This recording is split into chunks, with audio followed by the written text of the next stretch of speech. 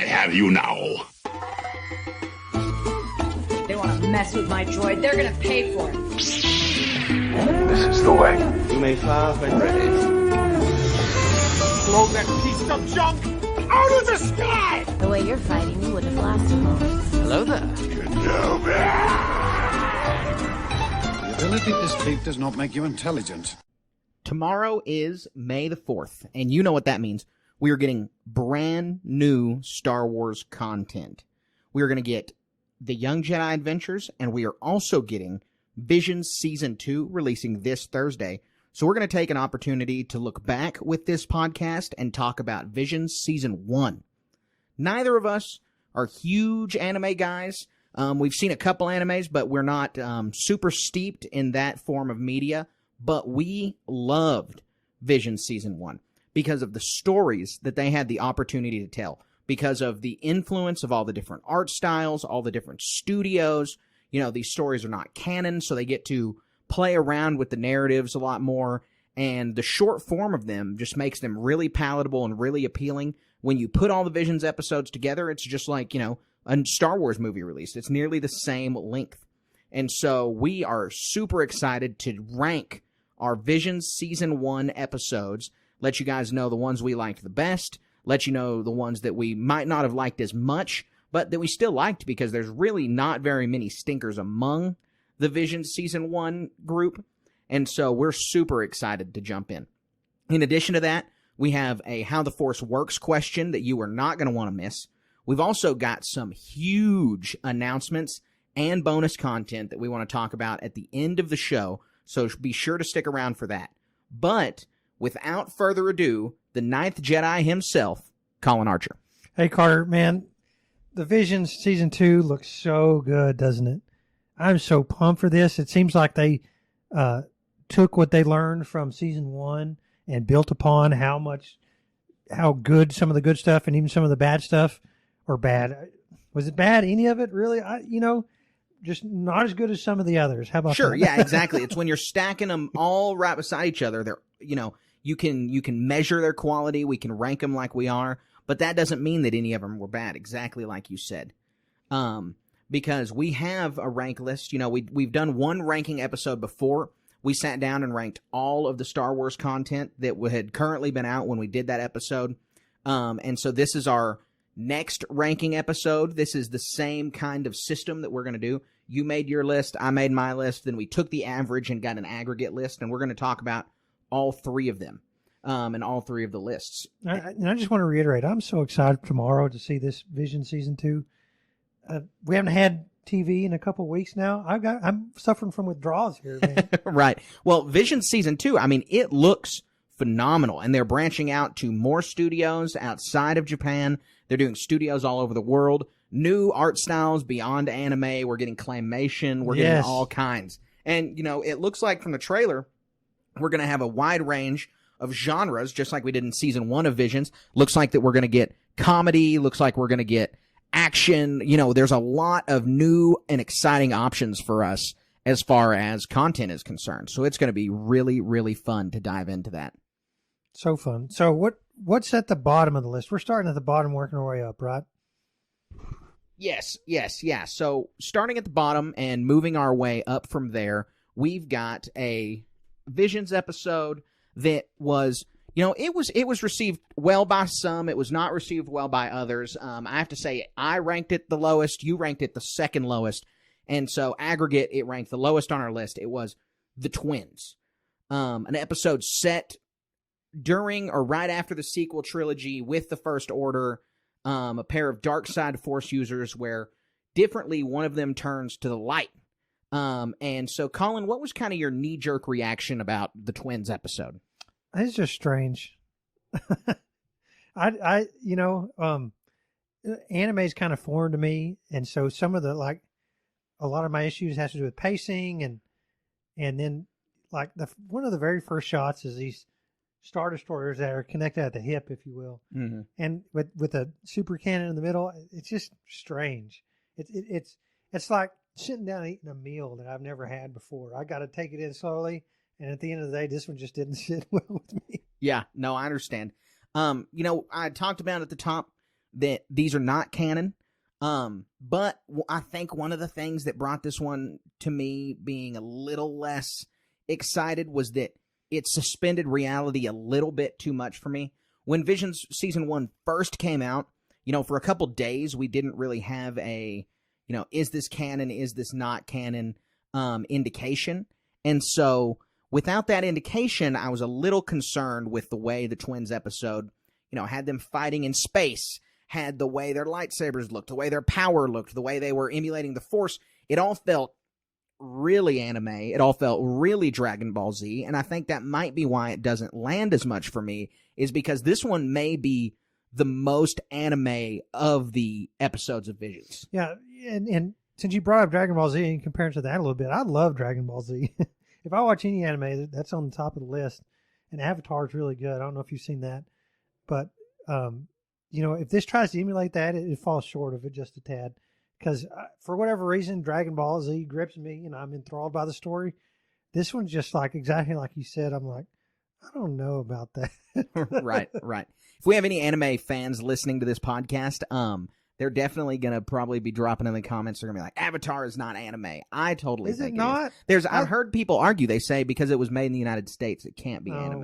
Whatever. I love Avatar. I grew up on Avatar. It was the 3 this. seasons came out while I was a kid. Like I was the prime target age, Right. 8 to 11. Quick aside, I didn't watch it till my late 30s. I don't have little kids. It came on when I was an adult. I was in my 20s when that thing came out. So, I didn't care about it then because I was too busy. But nowadays, I'm like, well, I'll just watch this. It's a phenomenal show. Yeah, it is very good. It is very good. To get back to the Twins, the highlights of this episode is it's kind of, it's obviously a Luke Leia thing. These kids were raised as dark side adepts in what we presume is the First Order with just the way the armor looks and everything else. And so they were raised as dark side adepts, and one, falls or rises, however you put it, to the light side. And so it's this interesting little different kind of twin relationship we have here, where we get the, Leia didn't learn the light side of the Force until later in life. Luke was the one who was associated with being a Jedi much more than Leia. Well, now you have these two steeped in the Force, and the one trying to escape this and stop where they were raised in. And so that's a completely kind of turning the story of the original trilogy on its head in just these few minutes. All taking place on the outer hull of us twin Star Destroyers. Right, exactly. And so, like I said, my problems with it are just it felt like it suspended reality a little too much in just that they are on the outside of a Star Destroyer, they're in space, there's just some, power-upping going on that just didn't over the didn't top work theatrics for me. that are nonsensical. Right, but it has its place in anime. I don't even fault it for that. It's just that's not what I was expecting. And like I said, when it first came out, we didn't know if the Visions stories were canon or not, and for a couple days, and I was just like, this doesn't make any sense. I had a pretty visceral knee-jerk reaction that this was not what we needed to see. But it's still got some very visually stunning art. Oh yeah, it looks really good. But so a little too strange. Yeah, no, I understand. So let's move on from the Twins. We don't want to dwell on our least favorite too long. So we ranked the Twins at number 9. Coming in at number 8, this one will be a little more of a hot take at number 8, because I know that this episode specifically has some die-hard fans out there. There are some people who really resonate with this episode. They love it. And this episode is Tatooine Rhapsody. Colin, you rated it your lowest episode. I actually rated it at number 7, but put together that brings it to our 8th episode on our list. And so, Colin, I'll ask you a little bit of a different question. I asked you what you thought about the Twins. What drove you to put Tatooine Rhapsody at the bottom of your list? The whimsy and the animation style just doesn't connect to me. I respect it. Don't get me wrong. It's not bad, but it's just like, you're watching these episodes when they come out, and I'm like, okay, well, that was okay. There's nothing that struck me or drew me into this episode. Sure. That I was like, okay, oh my gosh, I love this so much. That just the small little people doing things. I guess it has a place somewhere, but it's just like, another strange. Right. I don't understand. So, when I first saw this episode, it was Star Wars always has comedy. Star Wars always has whimsy. But this one was in a totally different direction than, normal. Star Wars is a lot of like comic relief characters or dialogue relief or having some quirky characters. This whole concept of, what if there was basically a, young teenage rock band in Star Wars, what would that be like? It kind of brings you in an odd direction. You have the bounty hunters, you have Boba Fett, you have a bunch of Star Wars elements, but it doesn't exactly feel like Star Wars. This one, again, takes a step in the more whimsical anime direction, like you had said, insofar as it doesn't feel as much like you're watching Star Wars and what you're really watching is like a Studio Ghibli film or something like that. Yeah, it's something that's more inspired by Star Wars or has a Star Wars theme rather than something that exists in the universe. Right. It has a Star Wars skin on it. That's a perfect way to put it. Is it doesn't... I mean, obviously, the story doesn't feel like it would actually fit into the universe. And so the story follows a young Jedi Padawan after the Clone War who gives up being a Jedi and becomes a, rock star with Jabba the Hutt's kid. On Tatooine. Yeah, exactly. And, I kind of assume that might be Rhoda the Hutt. We've never heard any more about Rhoda, so I kind of just headcanon this to be Rhoda the Hutt. But he gets taken in. Jabba doesn't want his kid to be a rock star. Jabba wants his kid to learn the family business. Right? He's got to be the man. Exactly. And so he sends Boba Fett after him, and the whole story is just about the Jedi coming back to reclaim Jabba's son, to reclaim him, and get him back. And so they don't save him Jedi style; they save him rock star style. And so they're making a deal with Jabba to try and earn his freedom by showing him how hard they can rock out. There's a real, what's that movie with Jack Black in it? School of Rock. Yeah, There's a real School of Rock in Star Wars. Yada, yada type thing. Yes. Inspired. Exactly. And so, it's, again, the funnier elements are, it is funny. I will not say it's not funny. The animation is it's good for what it is, but it's just too whimsical. I like the animation, like you said, because of what it is. And because, again, it makes me laugh. It is funny. I don't really have a problem with the story other than, like you put it really well, it is a story with a Star Wars skin, and it doesn't feel like it can take place in the Star Wars universe. Even the funnier elements. It's all fine and good, but it just doesn't really feel like it fits. And that's not the job of Visions. And so throughout this episode, we are going to be, obviously, we're critiquing some things because we have to, because, we wouldn't be being genuine if we weren't critiquing some things. But we want to point out that we're coming at this from a lens of, is this good Star Wars? Are these good stories? Is this a good Visions episode? We know that Visions doesn't have to fit into the framework of the universe. The point of Visions is to tell a bunch of different stories from different perspectives.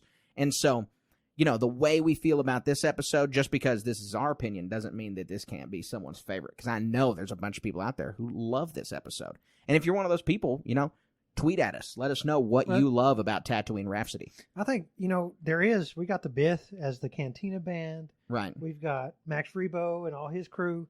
There's precedent for this, and that needs to be explored a little bit. But this is just like strange somehow. Yeah. That's going to be my word of the day. I understand. So the next episode, we'll move on to that, is my second least favorite. So I ranked it number 8. You ranked it number 6. And it obviously aggregates to number 7 on our list. And this one was Toby. This was the last one on my list that I felt like suspended the canonicity of Star Wars. That this was like, this couldn't happen because of the, laws of Star Wars, the rules of Star Wars, and that it's about a Force-sensitive droid. And that doesn't feel like it has its place in the Star Wars universe. This reminds me so much of Pinocchio, except instead of Toby earning his Jedi, like Pinocchio had to earn his spot to be a little boy. And Toby just wished really hard. Right. He got to be a Jedi. Right. And, he's built by this former Jedi master who loves him like a son. It's a really nice found family Star Wars story. It's inspiring, but it's a little too, again, everyone's probably going to notice by now that aside from the twins, we rated the whimsical episodes towards the bottom of the list on these. We rated the funnier, cutesier episodes towards the bottom of the list. And so that's kind of where I'm coming from on this one too, is it's just the cuteness and the comedy. It has its place in Star Wars. This just isn't the brand that I was looking for. Yeah, one trope that I personally don't like, and maybe I'm an ignorant doofus or something, but I don't like keeping characters in the dark. One of the premises of this is the Toby character's longing for more. He's basically homebound on some planet somewhere, and the Jedi Master he's put that behind him, right? And so Toby's like in his soul, he knows there's something else going on, that there's more to this, and for his safety and for his protection, the Jedi Master is keeping him in the dark on stuff. And then stuff blows up. Stuff doesn't go the way it's supposed to. They're not living in some paradise. Bad things start to. I think some bounty hunters show up, right? Yeah, I believe you're right. But it is the same thing that Uncle Owen was doing for Luke. It's that exact same thing. It's the same thing as Rey's self-imposed. Sure, but it's still like these stories are obviously meant to parallel. And I think it's the Empire that shows up. But these stories are obviously supposed to parallel. Toby at one point even finds a T-16 Skyhopper, just like Luke's. And so Toby is meant to be our Luke in this situation. And so they are really paralleling A New Hope with Toby. Yeah. And so, the Empire finds him, and, this Jedi Master just wanted to live this life with his robot son, but he's not able to. And so Toby has got to learn to be a real boy, be a Jedi, so that he can defeat the Sith, defeat the dark side, and so that he can use the Force. So maybe he did earn it, and I am wrong. But he comes into contact with this dark, Sith Lord, whoever it is who's working for the Empire, this Inquisitor-like figure, and this is kind of Toby's learning how to, not always look to the future, as Yoda said, but be in the moment, be aware of what he is doing, and to, discover his place in the galaxy, discover his place in the universe. His master had to die. His dad had to die, just like Uncle Owen and Aunt Beru had to die, just like Uncle Ben had to die. Or not Uncle, not Peter Parker. Sorry, just like Ben Kenobi had to die. Well, it's still relevant, right? In a sense, yeah, not exactly. Star Wars, but the same thing. Same thing. And so your mentor has to take a spill, just like Toby's does, to really get yourself back on your feet, to really get yourself to, have a realization, like a realization epiphany type thing. Right. One of the things I'll say is the themes of this episode, I think, really do strike A New Hope. They tell the story of A New Hope in 15 minutes. They've got like you said, the kids stuck on the planet longing for more. You've got the death of the Master. You've got the, moment where he discovers the Force, and then you have the ultimate battle. It's not destroying the Death Star, but it's a duel here. And so Toby is able to. At this point in Toby's life, it's his ultimate battle. Yes, exactly. He's never experienced anything like this. He's only experienced living on this planet, having this mundane lifestyle. And so he is able to, through these experiences, become a real boy. And so, like you said, it's the Pinocchio thing. It's the Pinocchio story and A New Hope combined. And I'll say, I rated it second lowest on my list just because it felt too much like stories we had already touched before. It didn't feel like it revolutionized or moved in a new direction. And that's why I rated it higher. Probably some nostalgia thing. Sure. Is why I rated a little bit higher on my list. Yeah. No, that absolutely makes sense. And so I think that's all we can say on Toby. We rated that one number 7 on our list. And then we move on to a lot of other people's favorites, one of our good buddies' favorites, the DM for our RPG that premieres tomorrow's favorite Visions episode, and that is Lop and Ocho. Lop and Ocho is, I think it may be the longest episode of Season 1, because the first half of this episode tells a pretty, in my opinion, compelling story about Imperial occupation. For context, I rated it 5th. Colin rated it 7th, and that puts it at 6th on our list. Right. Yeah, the themes and the story in this episode are actually really cool. There is a lot of anime elements to this one. And it's not just that the main character is some animal or creature or something. It's more like how the characters act and how they're drawn. And you know, I'm not a Japanophile. I've lived there for a little while, but I stay in the barracks mostly. But from the other little animes I've seen and some of this other stuff, a lot of the, I guess I'd say, mannerisms cross over into this really well. Sure. Just the storytelling elements around anime. You have this overbearing father figure who's kind of intense. You've got this loving relationship between, again, found family. Visions does the found family concept. I don't even know if there's, other than the twins, maybe, an episode of Visions that doesn't deal with the found family themes in Star Wars.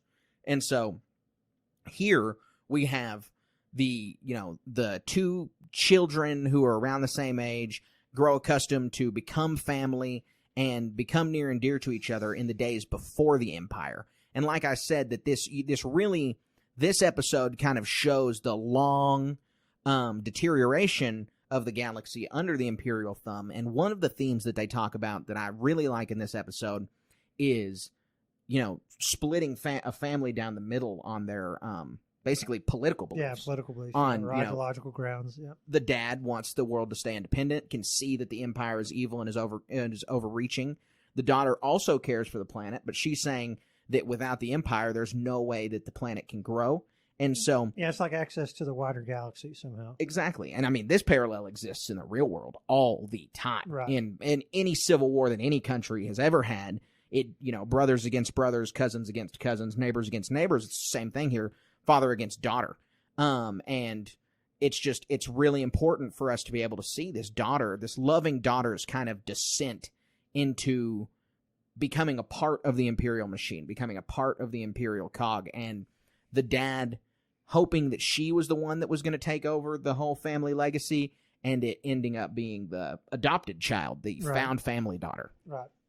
And even then, being that she's like some animal creature, there's some sort of, like when the Empire shows up and really starts getting after her, doing what the Empire does all the time, she's almost like an outcast or social pariah almost, right? Mm-hmm. Because she doesn't look like everybody else. So there's something to that's really valuable too. Right. Well, that's, the Empire throughout Legends and New Canon and everything else has a big element of xenophobia and a big element of humanocentric. Exactly. And so this is maybe highlighted the most in this episode right here, in that this Ocho, she is shunned by her sister, she's shunned by the society, and the father, who had originally not wanted to take her in, inducts her into the family business, for lack of a better term, and that's being a Jedi. Right. Yeah, that's very cool little themes in here. I'd say stuff that falls short for me, like the main antagonist, the Imperial guy, he's this over-the-top, silly person. It's an anime thing that it strikes me as, again, strange. I grew up on Yu-Gi-Oh as a kid, and he feels a lot like a Yu-Gi-Oh villain. Oh, he feels like Seto Kaiba, though, just the way he speaks and the way he's like the over the top. And I mean, he, like a lot of anime villains have this, but he feels like a Yu-Gi-Oh villain to me. And that doesn't exactly endear him to me, but I do kind of understand a little more of where he's coming from.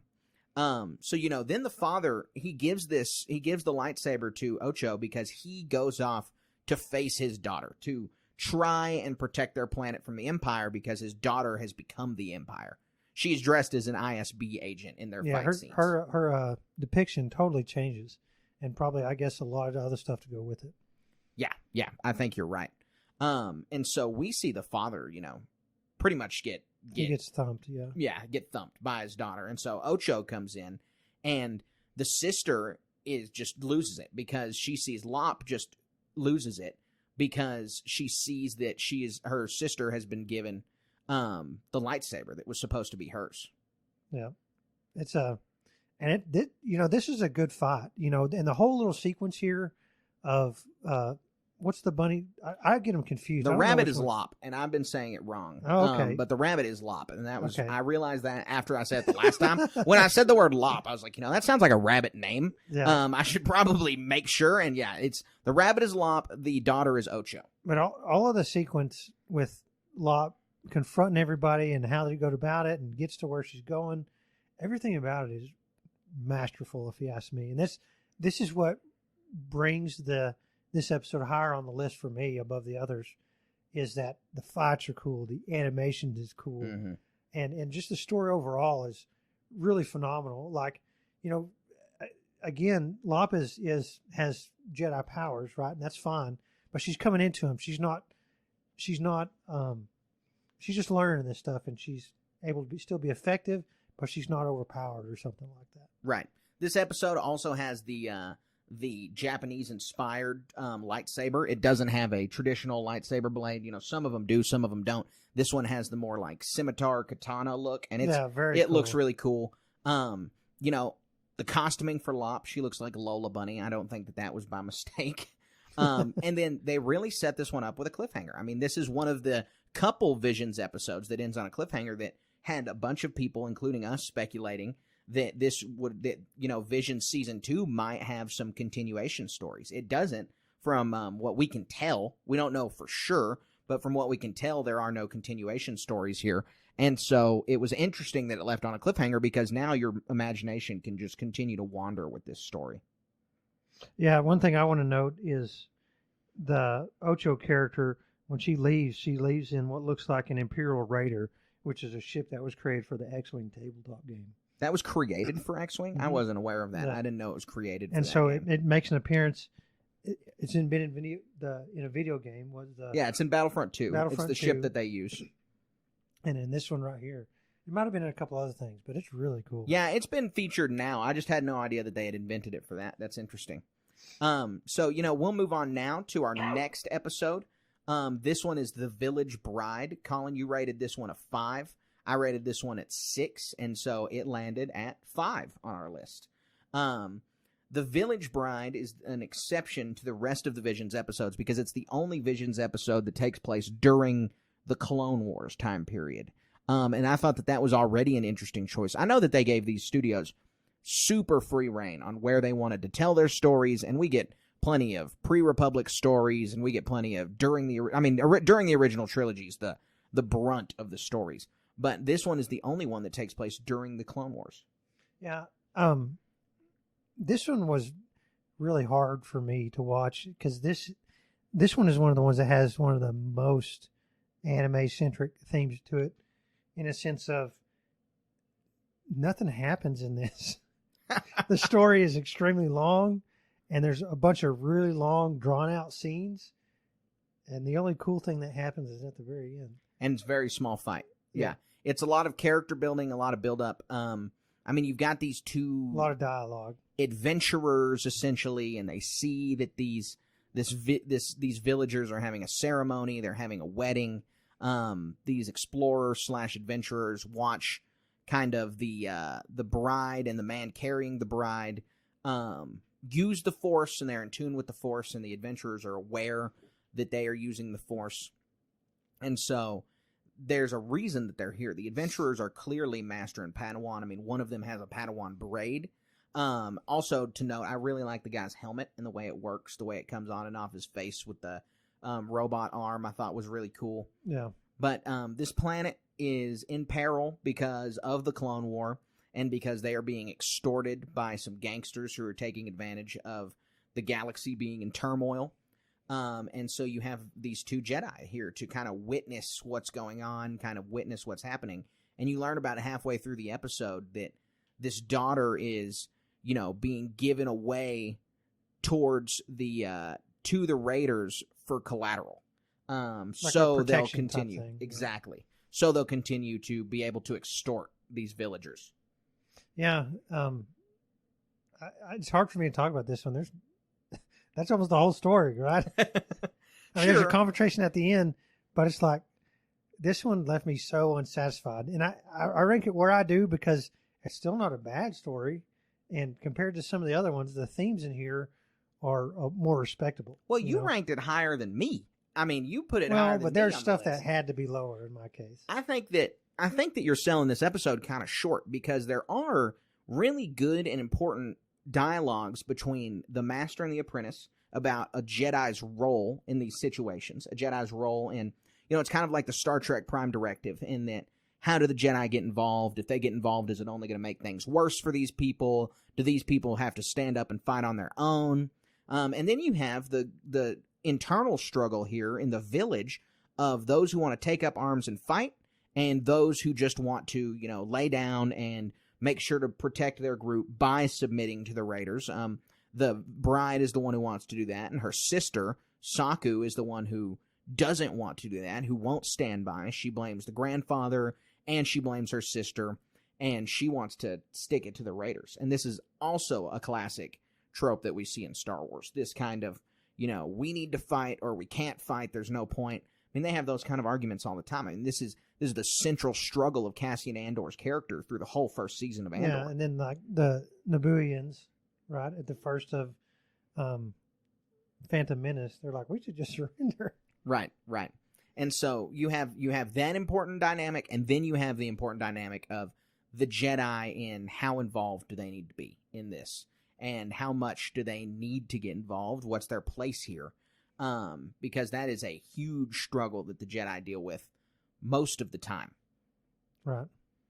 And so, we move on through the episode, and then we have the confrontation with the Raiders, and we see the battle droids take, they're going to kill Saku, they're going to kill the group who was supposed to try and defeat the Raiders, and then the Jedi ultimately do step in.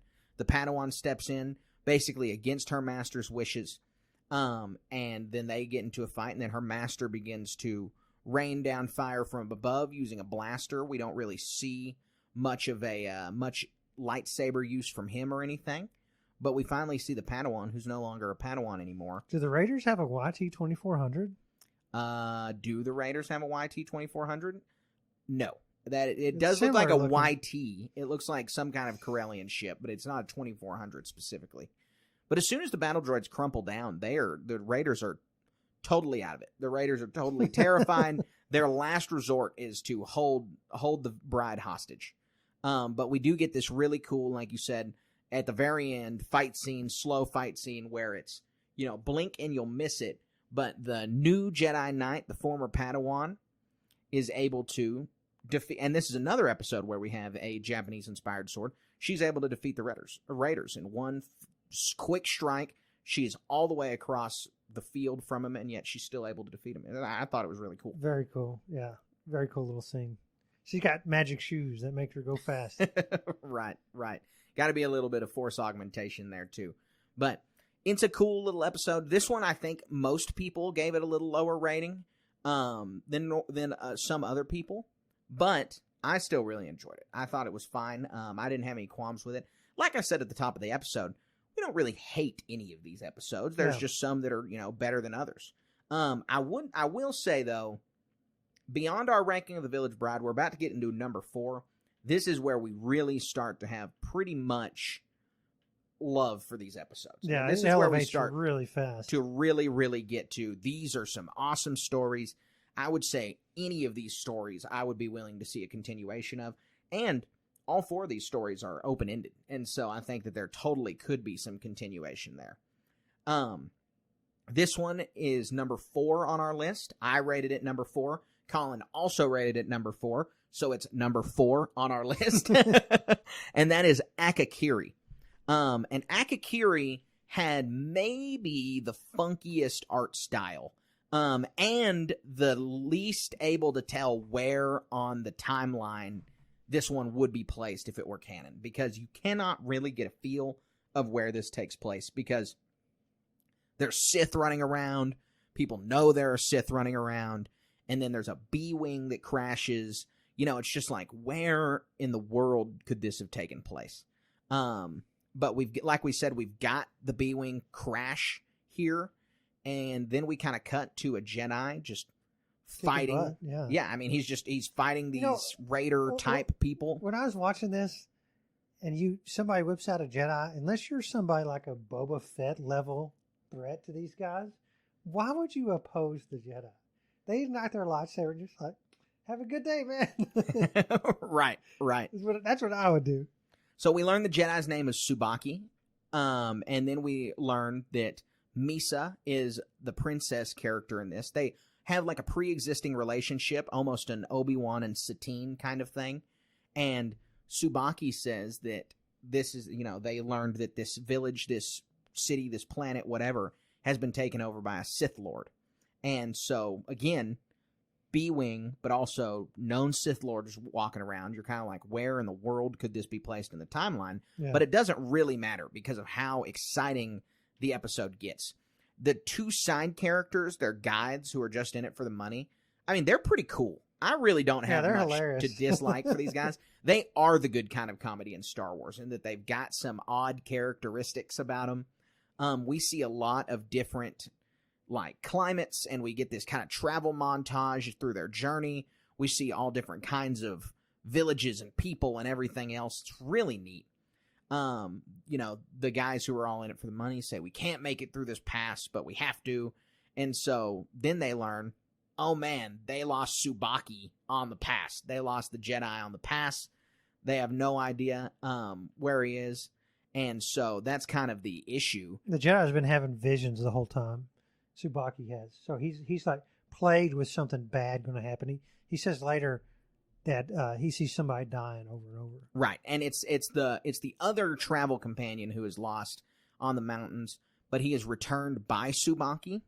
And so we're getting closer to, like you said, Tsubaki's having these visions. It's like, what's going on? Why is Tsubaki hallucinating? And as we continue to move through, again, this is like old school anime. The art style here is really thin, really pencily. It's just like got some super interesting style to it. Right. We learn a little bit more about Tsubaki and Misa's history. And then we see Masago confront them. And Masago is the Sith Lord, as we saw earlier. And she's the king's sister. Exactly. That's why it's important. And throughout this episode, we see Tsubaki and Misa clearly have feelings for each other. We get this really, it's like almost fast stop motion-y kind of lightsaber fight. And it's really interesting to get to see how they do it. Then Misa gets captured and she's taken away. The force against the Tsubaki is incredible. There's an insane amount of guards, and he's suffering from the hallucinations. He's debilitated, and the Sith Lord, she is very large and imposing. Yes, and she's obviously manipulating him. She is playing onto these visions that are physically painting him. You can see it behind his eyes, and you can see it in his head that this is just painting him. It's hurting him so much. He still can't figure out what in the world these visions are. You can't figure out what the problem is. But then we get a really, really good flashback scene to Tsubaki and who you assume is his master, or at least an elder Jedi. And he's explaining his visions and he's explaining his dreams. And this Jedi is just telling him, your judgment is clouded. You're too close to this. Let someone else go. And I mean, it's Anakin's story. This is a retelling of Anakin. Right. Right. Especially what happens at the end. Right. I mean, come on. You have a princess here. You have all of this. And then you have Tsubaki willing to fight these guards. You have Tsubaki fighting basically everybody off. And then they put Misa in a mask. And Tsubaki stabs her. Kills her. In his fast, in his debilitated haze. Exactly. Yeah. He's fighting as much as he can to save her. It's all a trap. And he realizes he's the one who kills her. Yeah. And he is debilitated. And this Sith Lord makes the same promise that Palpatine does, that, if you join me, then we are going to be able to heal Misa. We're going to be able to bring her back. You're going to be able to protect her. And then Tsubaki joins her to save Misa. And which they do bring her back.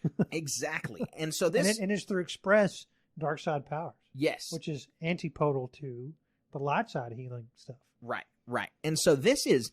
Specifically, what I like about this episode is, like I said, is that it's this juxtaposition of Anakin's character. I mean, this is if Anakin had fallen to the dark side, but had not killed Padme. Because Misa's reaction is, she's terrified. She is upset. She's like, how could you do this? What? Like, she would rather be dead than see Tsubaki fall to the dark side. The same sentiment that Padme would have felt. Yeah. The same result would have happened even if she lived. Right. I mean, she's like, not doing this. Yeah, exactly. I mean, she's effectively dead. Tsubaki brought her back to life, but what's the point? He's leaving to go conquer the galaxy with this Sith Lord. She's left alone on this planet without him. She's alive, but now she's in a world where Tsubaki's fallen to the dark side. And it's the same kind of message that we would have gotten with Anakin. If Padme had lived, I am confident that Misa's reaction here would have been the exact same, and that Padme didn't want Anakin to fall to the dark side to save her life. That isn't what she was after. And so I really did enjoy this retelling because it was basically like an alternate timeline. It was basically like, a lot of people are always clamoring for a Star Wars What If series. This was like a Star Wars What If series, except it always drives me crazy because we have Star Wars What If in old Dark Horse comic books, which they were called Infinities. So quit asking for a Star Wars What If show. Ask for a Star Wars Infinities show. We have a Star Wars term. That's What If is the Marvel term. But this is basically a Star Wars Infinities. This is basically Anakin and Padme's story retold with Anakin succeeding. Right. Yeah. It's very cool seeing, what have we seen a couple other times? Anakin, obviously, just go to the dark side. I don't know of another one. This one, I guess, but seeing them go to the dark side, it really strikes you because you don't see it in this one. Right. And you don't, this one is really good about kind of hiding what's coming. This one's really good about, like you said, you don't see it's coming. You don't really know that his vision is so cloudy. You don't understand what's going to happen until it happens, and then you're devastated. All of Star Wars, they're optimistic stories. The good guy wins. Mm-hmm. Not in this one. No, not in this one. And so that misleads us in a sense when he turns to the dark side, and you're just like, oh goodness. And it's quite a deal. It's a fun little deal. It is. That's why it's so high on the list. Yeah, no, it's very good. So the next episode is a fan favorite. People really like this one. I rated it number 2. You rated it number 3, and that put it at number 3 on our list. This one is The Ninth Jedi. And so The Ninth Jedi was awesome for me. I thought it was really a cool concept from start to finish.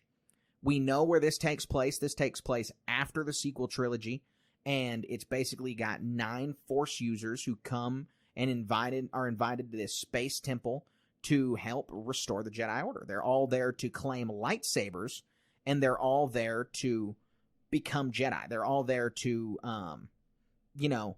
start moving in a direction to reclaim the Jedi Order. They all get called by a mysterious figure who's not there yet. And the 9 of them are united. Also, one of them is just Entei the Pokemon in a Jedi robe. It's exactly just Entei the Pokemon. But you have a droid come out and say the Margrave, the guy who is in charge of this, will be with them momentarily. And that, they just need to kind of mingle amongst themselves and wait on the Margrave. And then, meanwhile, down on the planet, we get these... basically space fishing. It's these fishing hooks that launch into space, pull down asteroids.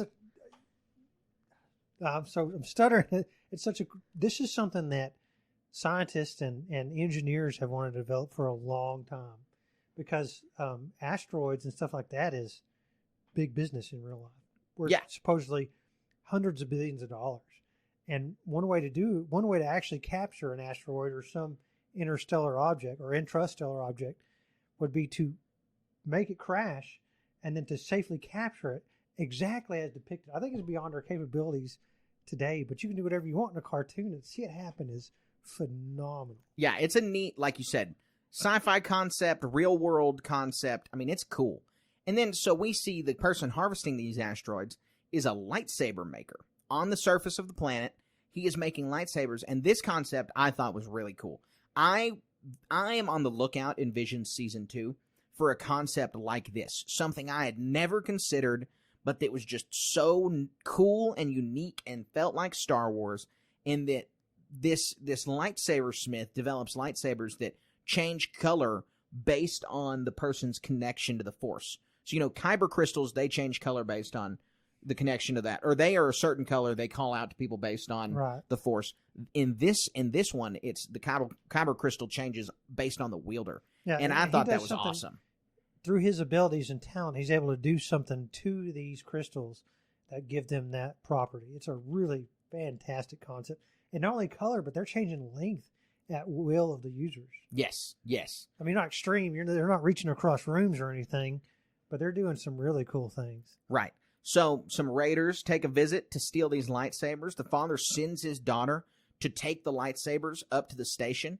She does not indicate that he does not indicate that there's a problem. But as soon as she's leaving, her father basically gets executed by these raiders who are after these lightsabers. And so she takes off with them, and she is the one who is meant to deliver them to the temple above.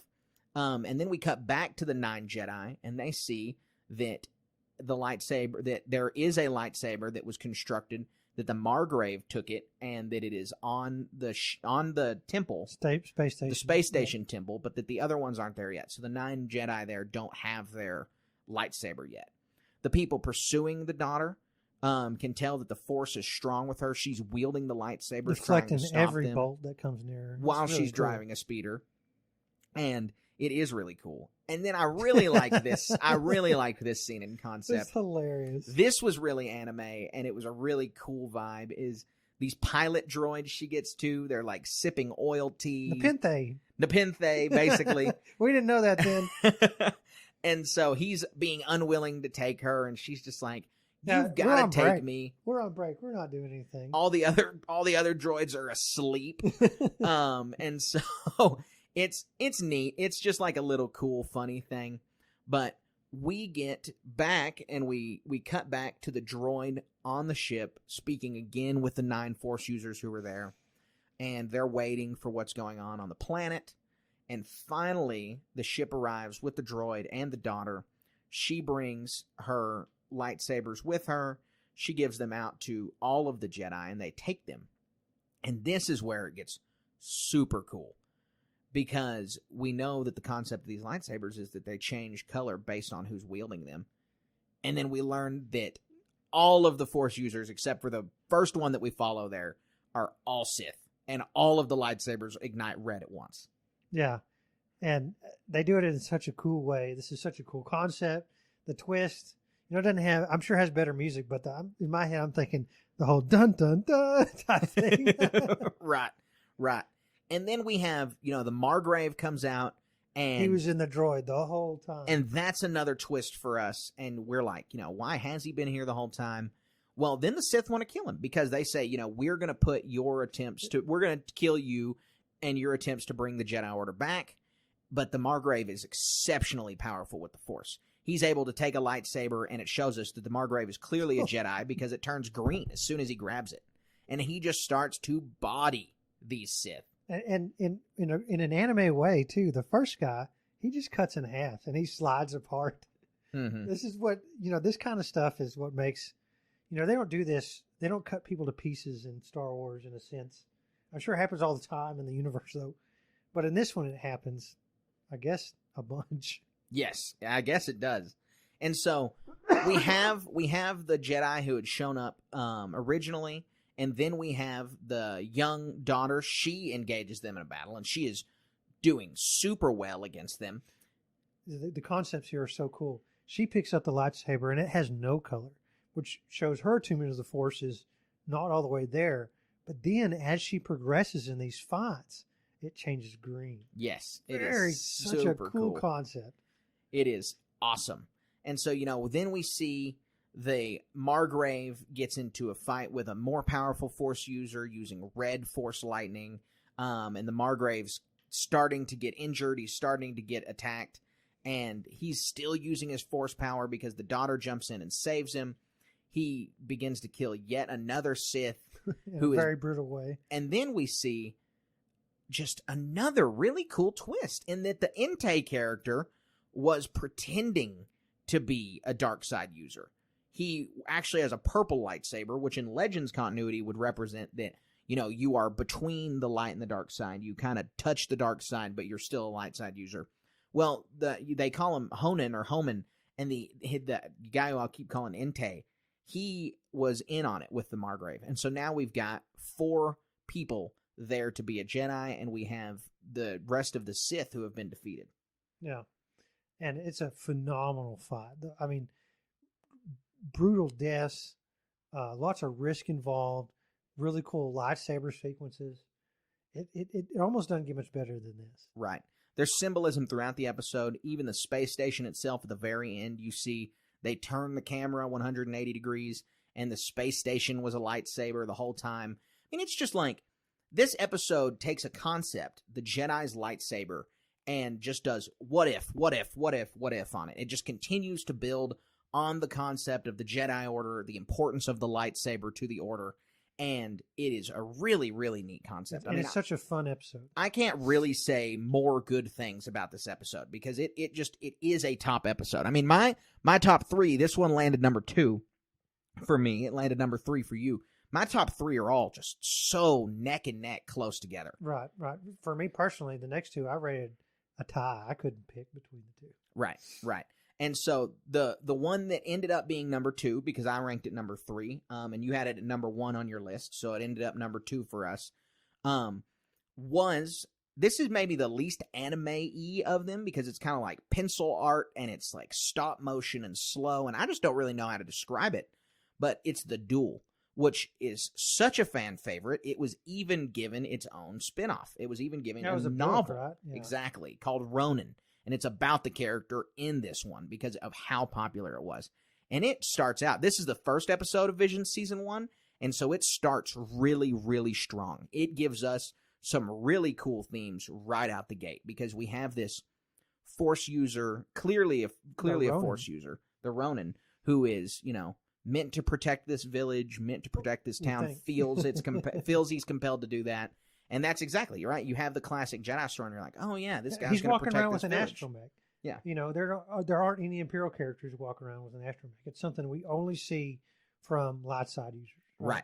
Another really cool part of this episode is it's an all black and white, except for anything that has to do with the energy. So the lights, the energy bolts, and the lightsabers are the only things that have any kind of coloring to them. And that was a really neat look also. So, yeah, the premise of this one is the Ronin's just chilling out in a town, and the Empire shows up. And it's not just any Empire, right? It's some brutalistic Empire. Most of them seem to like the leaders aren't wearing helmets. They have all these additions to their armor that's Japanocentric. The main antagonist has like an umbrella lightsaber that's just over the top. And she thwarts a protector with a chain blaster by spinning this umbrella lightsaber device, I guess you'd say, and she's untouchable. Right. And it's like this lightsaber umbrella concept. Like I said, this was the first Visions episode you see. This already kind of sets the tone for, this is different. We're going to see some really crazy different Star Wars here. So these raiders, like you said, this Imperial faction here comes out, and the Ronin's standing up to the umbrella lightsaber wielder, and you think, he's ready to fight. She goes after him with a single blade lightsaber, and he can stop it with the Force. And she says, "So you're a Jedi." And the next part of this episode is this is the clincher right here. Awesome, because you're like, this is classic Jedi story, blah blah blah. So let's make a note. She has a red lightsaber, and it looks like any other lightsaber. And the sequence where the Ronin character draws his is the first instance we see of this atypical lightsaber fashioning, where it's more of like a Japanese style blade. Right, it's like but a katana. Not only that, it's a red lightsaber. Mm-hmm. So this catches the antagonist off guard in a major way. And this spawned so many memes back right after this came out. And it was, there are content creators on Instagram and TikTok and whatever else with their reels. They'd be swinging their lightsaber around and they would ignite it red, and they would play what this character says. Your lightsaber's red. I scrolled through so many of those memes. People did a really good job with them. And so it always sticks out in my head when this scene comes out. It's really fun. Right. And then, she tries to appeal to this Ronin, and she's like, don't the lives of the villagers mean anything to you? And he's a dark side user. I mean, he has a red lightsaber, like we know. He is trying to stop these people for his own, selfish reasons, basically. but it's super cool to get to see their fight above the river. It's super cool to get to see how he finally kills her and how he finally is able to defeat her just by coming up behind her. About trickery, yeah. Yeah, it's exactly. a really cool scene. Total deception, stabs her straight through the chest. Is, you know, she'd been with her troop for a long time, seemingly. And that's what they do is raid towns. If I had to guess when this took place, it was after the fall of the Empire or something like that. Right. Somehow. And she's an Imperial remnant going around raiding stuff, right? Mm-hmm. And so this Ronan character outclasses her like she's not even capable of doing anything to him. It is unbelievable how cool it is. Right. It is. It's amazing how cool it is because we get to see just this whole sequence and the way these two Sith Force users play off each other. And then we learn he's got this giant collection of red corrupted kyber crystals that she's not even close to the first Sith that he must have defeated. Yeah. And this is the second scene in this that really sets off the coolness factor because I don't know if I want to do it or whatever, but I want some sort of, you know, Grievous collected lightsabers, right? And so there's so many bounty hunters we see, prominent or not, are braggadocios talking about how they've killed so many Jedi. And so, you know, we just saw in The Ninth Jedi, all these guys came to a station. Lightsabers are these highly coveted objects. And he just has these in here. I want to create some sort of cosplay because you can buy it from Galaxy's Edge, the different lightsaber crystals, different colors, or all red ones, even a black one. It's really neat. And so making some sort of cosplay where you just casually like pull out where your blaster is and you got this collection of kyber crystals there. That's some really cool concept that I want to execute somehow. Yeah, no, it needs to be executed. You're right. That is a good idea. You know, there's not a whole lot more to say about the Ronin other than it was clearly so many people loved it. It set a really, really good tone to begin Visions. They chose pretty much the perfect episode to begin. You know, when you're making a musical album, you have people who specialize in how to order your musical album. Well, whoever specialized in how to put these Visions episodes in order did a really good job with that one. Yeah, they did. And gosh, it's such a strong lead. Man, I jumped out of my chair seeing the cool stuff in that episode, how fun it was. Right. So our next one is my number one. It was your number two, so it aggregated to number one. Tied for your number one. So it aggregated to number one. We talk about this episode all the time. I'm pretty sure we talk about this at least once a month. Some of the most quintessential Star Wars in existence. Yes. And I think most of what we get to see, you know, we see it mostly with like Qui-Gon and Obi-Wan or Obi-Wan and Anakin, right? And we want to see more of this, Disney, please, of what this story is the Master and the Padawan going about the universe, taking care of business. Yes, they are so fun. They find a need. So cool. I mean, I'm sorry to interrupt you. I apologize, but I care so much about this episode. It's fun. It's cool. They're sent on a mission. They find a need. They address it. They are exploring the Outer Rim. This one obviously takes place sometime during the Old Republic, after the fall of the Sith. This episode could totally fit into canon. I mean, this one it makes immediate sense. And like you said, it is quintessential Star Wars because it is just that Jedi master and apprentice relationship that we have here. It is a natural one. The apprentice is a little bit cocky. He's excited to explore the Outer Rim. He wants to face a Sith Lord. Would you say that this is like a brand new relationship between a master and a Padawan? Fairly new. I think it's a play on the consistent trope of the overambitious apprentice. But I would say that the deference this apprentice has towards his master and his master's experience as basically the Jedi expert of the Outer Rim makes it a little different. I think you're right. I think it is a little unique. And so we go to a no-name planet, which again, like you said, this is the kind of Star Wars that I'm clamoring for. And they go to it just because the master sensed something. Mm-hmm. He's like, I think he threw the handle. I feel something on this planet. We need to stop here and investigate. Right. Which is what would happen if we saw some. I mean, I don't understand, but this is a one-off. If there was some serialized TV show, I feel there's something weird going on here. Let's go check it out.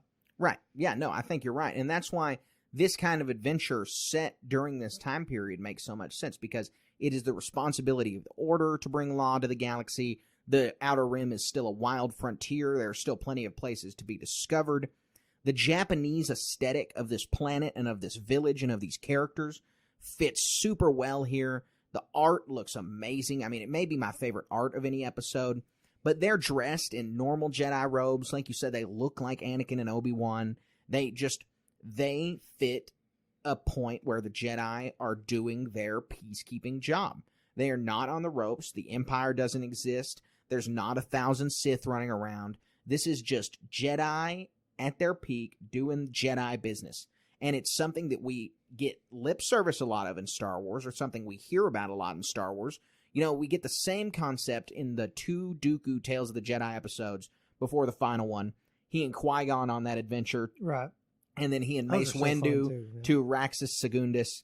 We see at both times, we see kind of the Jedi as peacekeeper missions. And this is another one of those. And it's just a fun concept that we haven't explored a lot. There's something been going around Twitter this week talking about, you know, would you like to see a TV show set between episode 1 and 2 of Anakin and Obi-Wan's Padawan and Master Adventures? And it's like, yes, because in canon, we have like no context for that relationship. Right. We've got a 5-issue comic book miniseries, and that's it. And I'd really like to see. I love the art of that book. I wasn't super thrilled on the story, but the art is gorgeous. Yep. But you know, while we're talking about this, I honestly think that kind of series could find its place really easily in a continuation of the current Star Wars comic book run.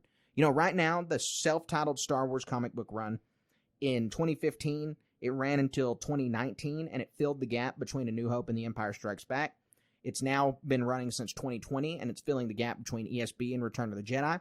I think a natural place for it would be to now do Return of the Jedi to Jakku. But if they wanted to just still self-titled Star Wars, but then take it and do between episode 1 and 2 and fill that 10-year gap where we have the one comic issue, I think it'd fit totally well. And they could basically model the adventures off of this single episode of The Elder. This single episode of Visions the Elder, because it spells out exactly what Anakin and Obi-Wan can do. Right, it'd be a phenomenal series. It's like, even if it weren't them two, something, 2 Jedi characters going around, Monster of the Week with an interwoven serialized thing. Right. Phenomenal. It's what I'm hoping Acolyte is going to be like. I know it's from a dark side perspective, but I'm hoping that the Jedi we see in that are doing things like the Elder. I think that the Elder, not that it's going to influence the Acolyte, but I think that the Acolyte and the Elder are going to have way more parallels than we realize. Simpatico somehow. Yeah, I agree. So let's get back to the Elder. Let's talk about this episode. Like I said, we talk about this all the time on here, but we've got the Master and the Apprentice on the planet, and then they sense something really dark. They go and speak to the villagers, and they say, well, there's an old man who landed and went up into the mountains. And this just, sets off pinpricks on the Master. And so they decide that they need to split up. One needs to go check out the ship. One needs to go check out the mountains. And that's what they do. And we know it's never a good idea when they split up. Yep, never a good idea to split up.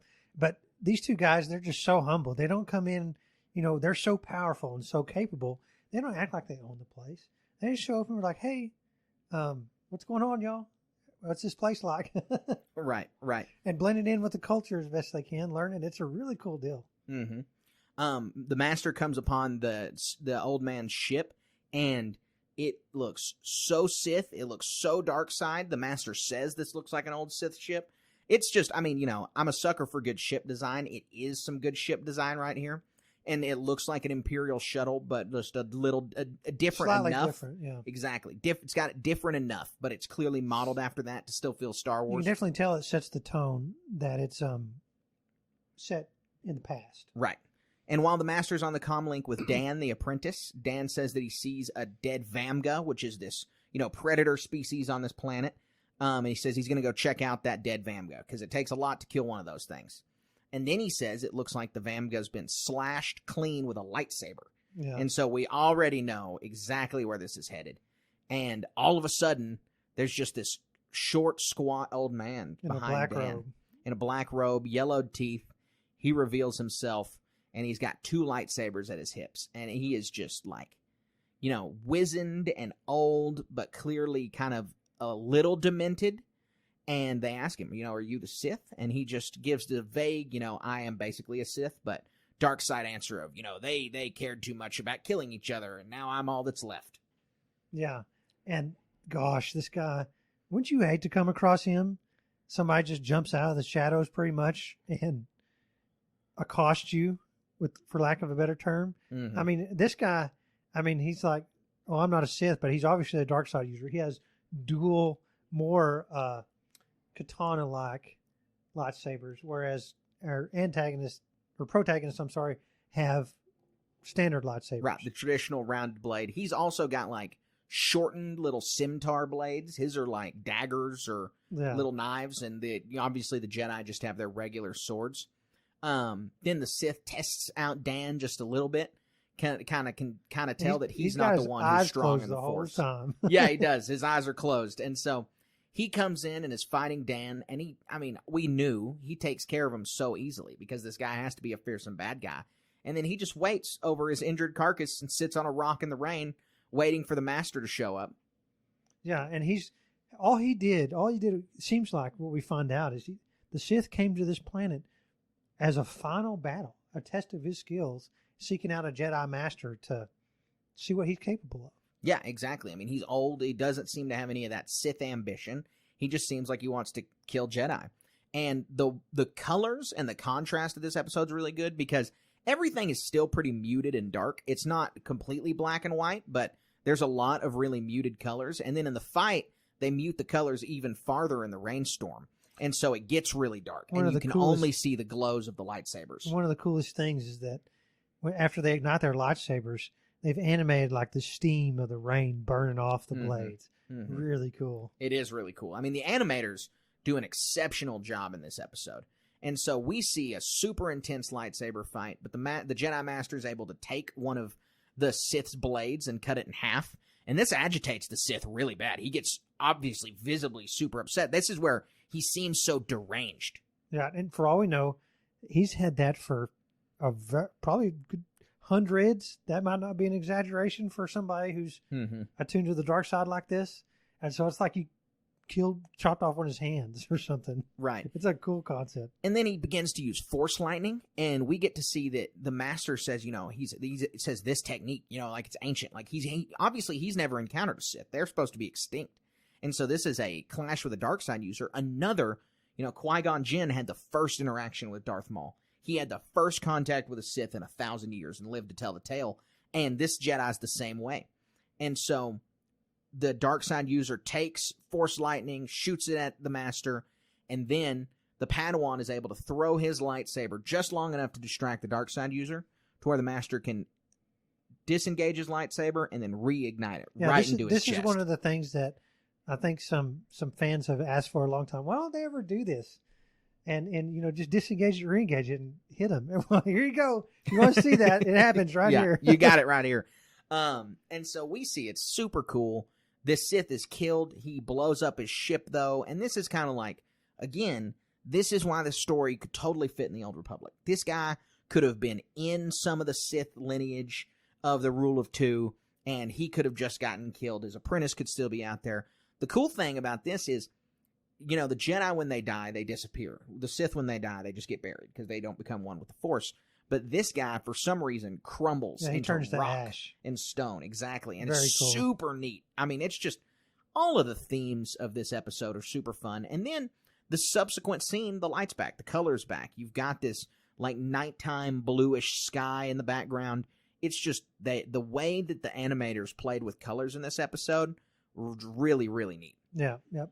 And the Jedi Master here totally outclassed the Sith guy. Mm-hmm. The Sith guy was arrogant and was old. He lost his way, and then he lost his ability and wasn't able to defeat the Jedi Master. Right. I think, one of the things I probably really like about this episode is it's just so clearly the black and white, good versus evil that we're used to in Star Wars. The good guy wins. He is a Jedi. The Master is as Jedi as he's supposed to be. He's got a real Qui-Gon Jinn vibe about him. Right. And it's really neat. Honestly, and I'm just thinking this on the fly, relationship seems more like a relationship we could have gotten had Qui-Gon survived and trained Anakin. Right. Dan seems like Anakin, and this master seems like Qui-Gon. Neither of them really have the Obi-Wan rigidity, penchant for following rules. Like, this guy seems like Qui-Gon. The kid feels like Anakin. Right. No, you're right. And so that it's we got to see Akakiri in this. This is Anakin if he had been able to save Padme. Now, this is if Qui-Gon hadn't died. This is the kind of relationship that we would see young Anakin and Qui-Gon develop. And, I would like to think that even if Qui-Gon weren't allowed to train Anakin and he just left the order to train Anakin, that this is what they would do. They would go around the galaxy solving problems like this. I think it's a really, really neat concept altogether. Yeah, you couldn't have said it better. I mean, how fun was this episode? It was a lot of fun. And this series was fun, man. I mean, rewatching these episodes this week really, really pumped me up for Visions Season 2. I mean, we have a lot to expect. We're getting some crazy new art styles. We're getting a bunch of stories that we can't expect. Everyone who's had early screeners has had nothing but awesome things to say about these episodes. And so I am pumped to get to see Visions Season 2. Yeah, me too. It's going to be so fun. It is. I mean, from what we've seen, we want to see screeners too, Disney. Let's go. Yeah, for real. For real. We'd love to be able to release one of those reviews. But we're super excited to get to watch them tomorrow. We'll have our review of them out next week. We'll have rapid reactions ready for them, just like we always do for our Patreon subscribers. So be sure to watch our Patreon to hear our immediate, knee-jerk reactions to all of the Visions episodes. A lot of the times, you guys hear them whenever we put them on these episodes, and then our rapid reactions are really candid. We haven't had time to think of anything very much, and so you get a lot more of our candid reactions. You get our knee-jerk thoughts about all of them, and we might be a little more raw and a little less refined when we talk about them, which is always fun. The visions are so broad and so deep sometimes that getting that really raw reaction is going to be insightful, I think. Yeah, it absolutely is. I really can't wait for it. So, Colin, that wraps up our, the meat of this episode. That wraps up the body of this episode. But we've still got more because we have a really exciting How the Force Works question for us. And so, I've explained this before, How the Force Works. It is our Patreon segment. If you want to submit a question to us, join the Jedi Knight tier or above on patreon.com/Star Wars Station. We'll answer your question live on the air. But right now, Colin, let's jump into How the Force Works. That's not how the Force works. All right, Colin. This How the Force Works question comes from our dedicated Patreon subscriber, Loaf. Loaf asks us a really, really funny and interesting question. What is the Imperial credit to U.S. dollar exchange rate?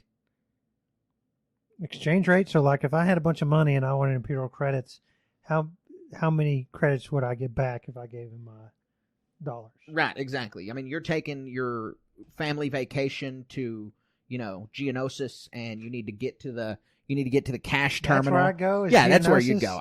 We're going to Scarif. Well, I guess not during the Empire. We're going to Naboo. I'd go to Naboo. I saw that meme. Did you post that? Yeah. Like, what planet would you live on? Naboo is where I go. Yeah. So you're going to Naboo. You gotta find the terminal to exchange your U.S. dollars for Imperial credits, and here's the exchange rate. So this question took a lot, and I have to tell you, I don't think I could answer it alone. I have an economics degree for my bachelor's degree. I had to turn to my friend who is an economist for the federal government. Oh my goodness! And he helped me work this question out. He helped me really, really get in the weeds of it. So don't let it be said that we are not going to go the extra mile to answer your really off-the-wall questions, because we definitely did. Called in an expert, my friend Josh Pack, to give me an answer. And so he and I sat down and we talked about it. There's a lot of factors in our discussion, and there's a lot of data points that you have to talk about. And so I sorry if I steal your thunder about it, but the first thing that comes to my mind is to compare similar goods and services. Like, are any prices even mentioned in Star Wars at all? Yeah, so that's exactly where we started, is any time a credit is mentioned in any of the Star Wars films. So in A New Hope, funnily enough, you already get credits and costs of goods and services. Luke is able to sell his used land speeder for 2,000 credits. Han initially offers to take Ben and Luke to Alderaan for 10,000 credits. And so there's two really important factors that you need to remember here when you're dealing with these credit numbers.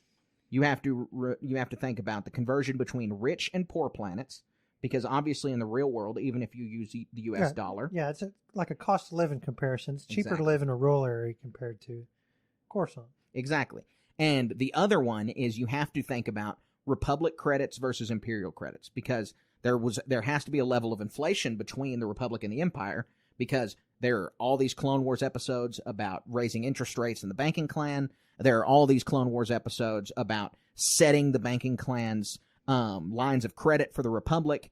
And so you have to think that when a government collapses and is supplanted by a new government, that there is a higher level of inflation than a standard 2%. Right. And some of, I would say a real life analog would be like Confederate money or something.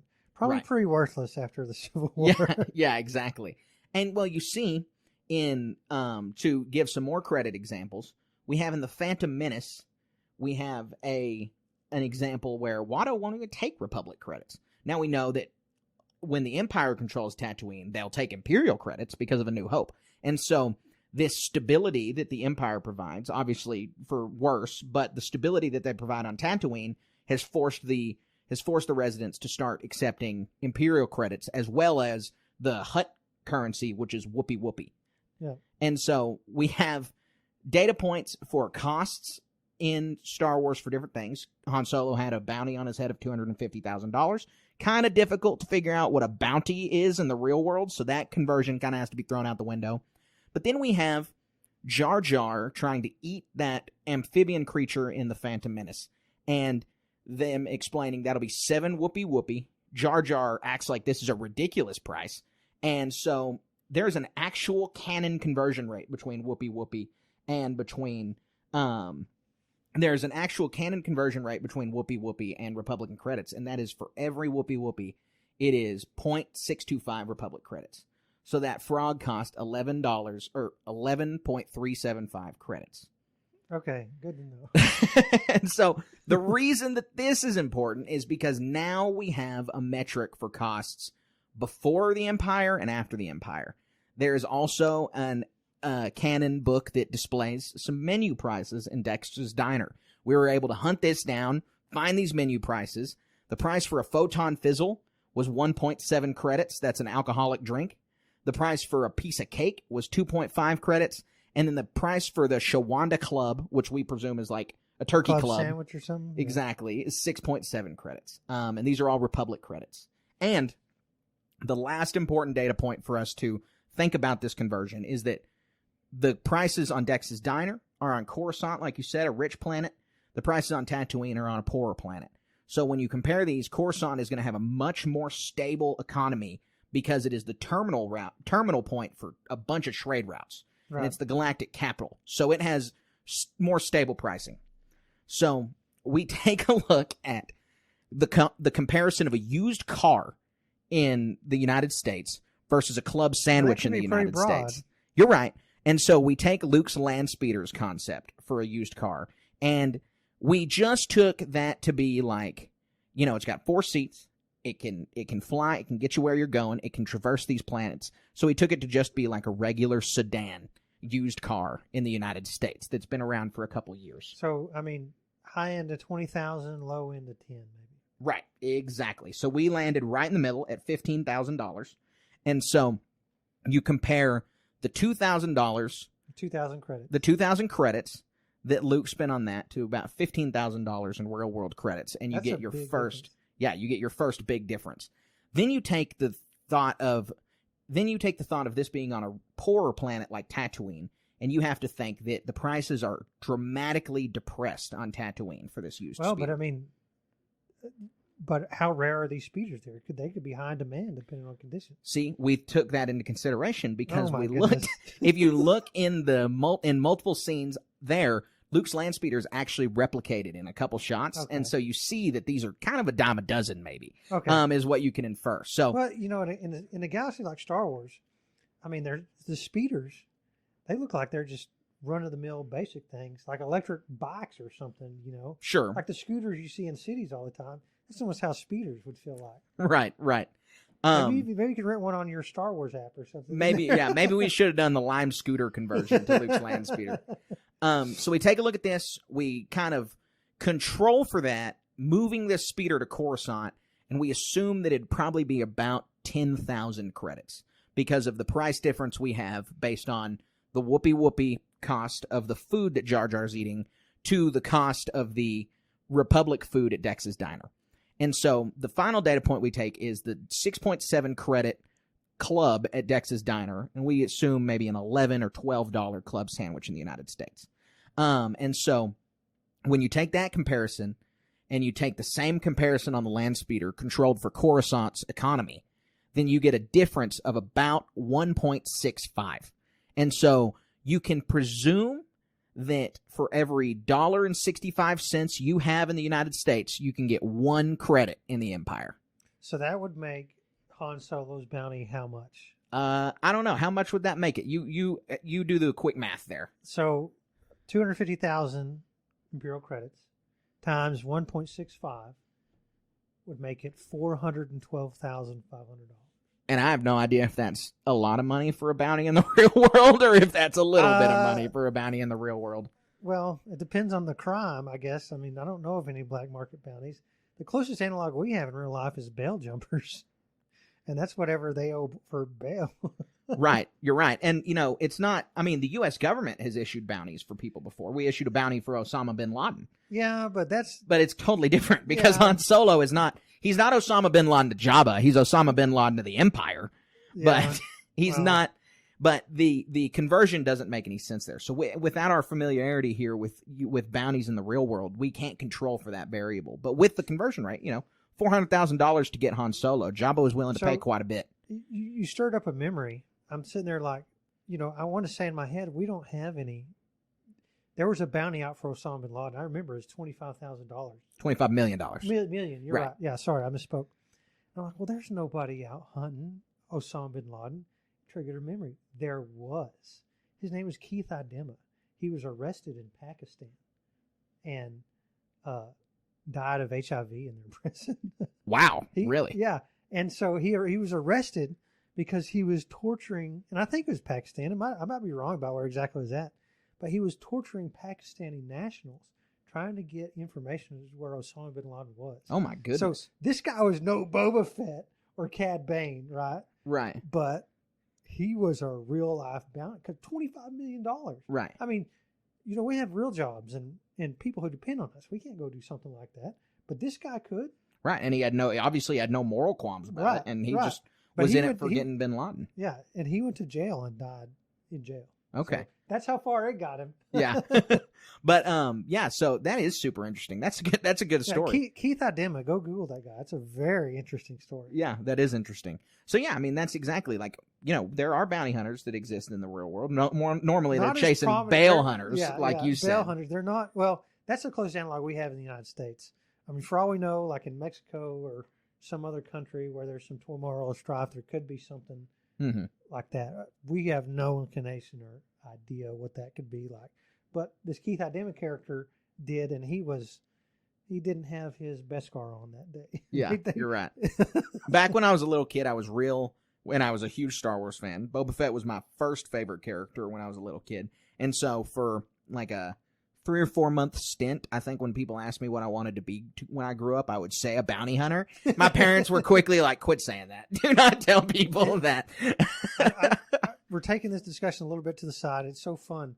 I say if you want to be a bounty hunter, the best thing you can do is repossess cars. Mm-hmm. That is a bustling industry. A lot of people don't pay their bills. And so if you can afford a tow truck, it'd be easy to start that business, or you could go find one of those guys. It's a rough job to have. Right. Like, a bounty hunter would be an extremely rough job to have. You got to be strong and you got to deal with people. And I would think actual dealing with bail jumpers, because those are people who've committed crimes, right? Mm-hmm. And, for us common folk, I don't want to deal with that. But the next best thing would be to go repossess cars, because there's lots of them out there and it's quote unquote easy to do. Wasn't there that old it was on A&E or AMC, and it was Dog, Dog the Bounty Hunter. Yeah, Yeah. yeah. So that's what he did was he actually ran a bail bonds agency.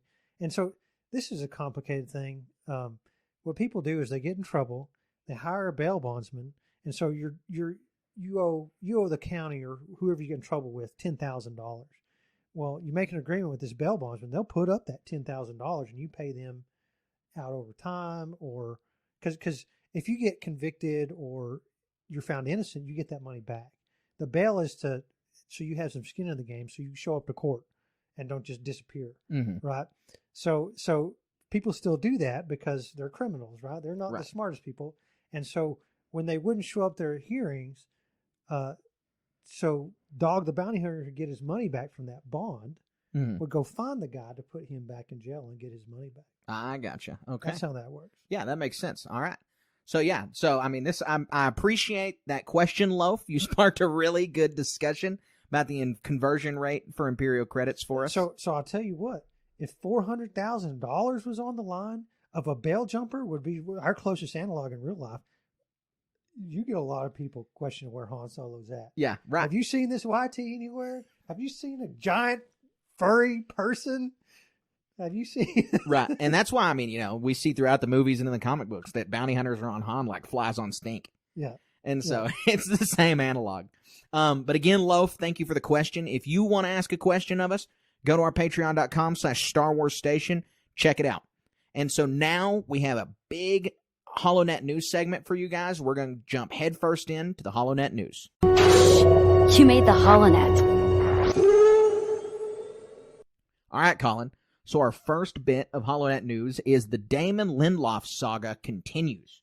We are getting more and more details about his departure from the upcoming new Jedi Order film that Daisy Ridley and rumored to have John Boyega in it. This new rumor, or it's not a rumor, Lindelof said this himself, so it's confirmed, is that he was asked to leave the Star Wars movie. They said, hey, can we part ways on this? We don't want you writing this script anymore, which had to be a tough blow to him. But kind of the kicker of the issue was his story that he wanted to write was set 60 years after the rise of Skywalker and followed Rey as an old woman training 2 Jedi Knights. What's kind of your immediate reaction to that? So there's a little bit more to this. For one, I don't like that idea. I like Daisy Ridley. If this was that far in the future, I guess, would they make her up or something? No, they had plans. They had plans to cast a different actress. See, no, thank you. No, thank you. So that, and there's some other, one of the questions that a reporter asked him, and I'm paraphrasing a little bit here, was like, well, do you want to work on a Star Wars movie in the future? And he quoted, he said to the reporter, well, just like Yoda said, something along the lines of, try again, or keep trying, or something like that. Right. That's the opposite of what Yoda said. That is the opposite and of what he said. So I was listening to another commentator. He said, if you employed a writer who, in some sort of brainstorming session, said something along those lines, guess what? They wouldn't be a writer for you anymore because they don't know the IP that you're working with. I mean, seriously, if you're going to sit down and do a podcast with somebody and they don't know anything about Star Wars, you're not going to have a good podcast. Right. And so if you want to make $1 billion plus movie and they don't know what Yoda says, it's not going to be a good movie. So I kind of think this is a good thing. Okay. Now, I that's me probably a bit jingoistic on it because David Lindelof has some good chops. He's got some good credits and all that. But from what I see here, when it comes to Star Wars, it reminds me of the J.J. Abrams stuff with Star Trek. Right. I don't want that. I understand.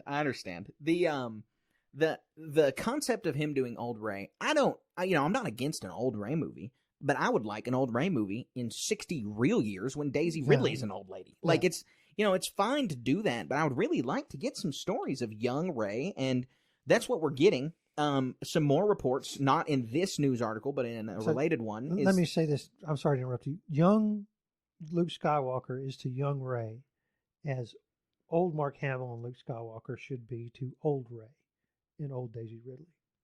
That doesn't mean That anything there's to me. there should it shouldn't be 60 years. There should be some as time like I understand. wanna We see- should have real life. we time should have pass had in we that should have amount of time.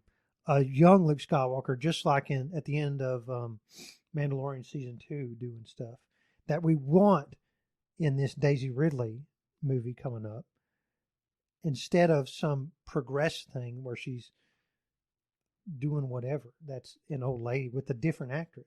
Helen Mirren was who they originally wanted to cast for that. She's in The Queen. She's in 1923. I mean, she's not a bad actress. I'm not knocking Helen Mirren. She doesn't really have the Rey vibe, though. And so the other report that's related to this is that the new Jedi Order movie, I think we've called it this. A bunch of people have called it this, is the new Rey movie. That might be a little bit of a misnomer, because they say that Daisy Ridley is a supporting character. She is not the main character of this movie. We don't know if that means John Boyega might be, or it's a whole new cast of characters, and these guys are just supporting cast like Yoda and Ben were in the original trilogy. I thought I saw some tidbit that the main actress had left the project. She was the actress who was in the Watchmen TV show, who's what they're trying to peg for that. Interesting. I don't know if I saw that one or not, but there's so much Star Wars news flying around. Yeah. Colin, our next little bit of news was something really fun. I hope that you saw this video, because I loved it. This was a video of Mark Hamill coming onto the mocap set for Jedi Survivor, training, in quotes, Cameron Monaghan on how to be a Jedi. Yeah, this was such a fun little tidbit. Whoever came up with this marketing scheme, brilliant. Like, you need a raise, man, because it was so fun to get to watch these two kind of ham it up. Banter, yeah. And Mark is training him, giving him all these tips, giving him some Yoda tips, don't wave your hand like that. You got to have less wrist.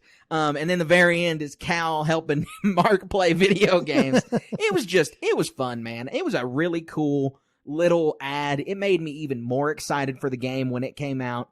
And, we've been playing Jedi Survivor. I've been streaming it. You finished it. We're going to talk about that here in a little while. But it's just been really fun to play that game, and that added a lot of enjoyment. I mean, I really liked that. Oh, yeah. It was a the good game's ad been so campaign. fun, and that really just sent it home with how much they care about this game. Wanting to bring Mark Hamill in there and have some good riding behind it, just the fun that it was. I think it sold a lot of people on that game, and it made me feel better about playing it, even some of the glitchy PC side of it. Right. No, I think that that's a good way to look at it. This next report from the Bespin Bulletin it made me really excited, Colin, because if you remember way back to a few months ago, everybody, when the Mandalorian Season 1's episode premiered, were like, oh, it did, 100,000 less viewers than the Book of Boba Fett, and oh, it did a lot less viewers than Season 1 and Season 2's opening. Star Wars is dead. The Mandalorian is dead. Well, this report from the Bespin Bulletin is reporting that the third season finale had 1.4 million unique viewers, which is 0.3 million more than the Season 2 finale had. Yeah, I believe it. So, especially getting a couple of weeks past Mandalorian Season 3, I'm not one of them, but there's a lot of critics out there, for better or for worse. And I think it's fair to say that it had a slow spin-up time, but you can see what that slow spin-up resulted in. Here's the numbers. They speak for themselves. And whether it was people wanting to validate their concerns or just wanting to see what the final product was, obviously they tuned in. And I think that's a good thing. That means Disney's going to feel better about Season 4. So Right. No, I think you're right. I mean, I'm happy that they have high viewing numbers, obviously, because it doesn't mean that the project's not a success. No one bought into the Star Wars is dead crowd. That's all just ridiculous talk. yeah, that's clickbait articles. That is, yeah. I mean, that's just YouTubers trying to get views and people who are rooting for Star Wars to fail. But it is great to see those kind of rumors and those kind of statements wholly and summarily defeated with something like this. The final news article that we have to talk about, Colin, is Taika Waititi's movie. This movie has been all over the place. It was reported a couple years ago that it was coming out, and it's been slow. We've had interviews with Kathleen Kennedy, who says she's, hands off. She's letting Taika work his magic. But now, in a recent interview, Taika Waititi says that he is ready to film that movie starting next year. Oh, that'd be so fun. That means it'll come out in 2025. That's the thing, is where are they going to put the movie? I mean, You have for sure a 2025 release date. And that means they have a script too. It does. I mean, and with the writer's strike going on, we don't know how finished it must be, but it must be done. Yeah. Because they couldn't go into production. Well, there's no without it. leaks anywhere. We would have heard about it. We won't tell you about it. I mean, I think Kathleen maybe we Kennedy's will. I don't report know. that Taika's doing it on his own is probably true. And I just, I don't really know what to think about this. I loved Thor Ragnarok. I did not much like Thor Love and Yeah, Thunder. let's have a step up from Love and Thunder for sure, please. I'm not a Waititi hater. I don't want to say, don't let him anywhere near Star Wars. He's going to ruin it. But I do have some trepidation after I saw Ragnarok. I've had some trepidation about him talking about wanting to star in the movie himself. And now I kind of have even more trepidation of this seems like all of a sudden this wasn't a project to it's getting filmed next year. And now it's where are we going to place this on the calendar? We know he's none of the 3 ones announced at Celebration. They have dates reserved for 25, 27, and we presume 29. So do they try to fit that in between? Are they going to try to do the same thing where they release, they released Solo 6 months after The Last Jedi, and that didn't really work out? I would think that they learned from that mistake. And so releasing Star Wars movies so close might not be a good idea. It's just this interview left a lot more questions than it did answers. Well, we don't know anything about what it's about. You got any predictions? I'll say, how about this? Star Wars Visions, The Twins, Part 2. Yeah, you think so? I think for whatever it will be, I don't have no predictions about the plot line at all, really. I think the only thing I'll say is that they're not going to let him play in the same timeline as Filoni. So he's going to have to go at least a little bit in the future. It can still take place between 6 and 7, but it's going to have to go to like the teens or the 20s, 20 ABY around there. Or it can go back. They might give him some kind of Old Republic something. But the only strong prediction I'll make right here is that it is going to be the most comedic Star Wars movie. I'm not saying it's going to be the funniest Star Wars movie because that's subjective, but I do think it will be the Star Wars movie designed to be the most comedic. I think the most easiest prediction we can make is that whatever this movie is, it's going to be Taika Waititi's own thing. Yes, yeah. And we have no idea what that is. I'm sure as soon as they start actually making it, we're going to get some set photos and character leaks or pictures. We'll know who the actors are. Can make a lot of supposition from that. So. Yep. Nope. I think you're right. So, Colin, that wraps up our HoloNet news segment. We had a lot of news to cover, and I think we did it pretty quickly. But let's jump right in to our Star Wars moment of the week. We would be honored if you would join us. All right, Colin. What's your Star Wars moment of the week? Carter, I've been playing an insane amount of the new Star Wars game, Jedi Fallen Order. I played it once through on story mode just to experience the story. The game is absurdly easy. It's almost not worth playing from a it's unfulfilling to fight the enemies in the story mode because the hardest bosses die extremely easy. But in once you beat it, it unlocks a hard mode. It makes a lot of the enemies different. You're playing through in some encounters where there are just a couple stormtroopers. There's instead multiple stormtroopers along with a purge trooper. So it's not a casual task if you want it. And I'm only playing on not. You can play it. You can start the game on Grandmaster. The game's akin to Dark Souls and how it plays and stuff. But the story is phenomenal. It's way. Don't really want to say better than the last one, but it's a lot more enthralling than the last one somehow. I think you got to a point where you meet a High Republic character, and so we don't have to spoil that I don't have to spoil that for you.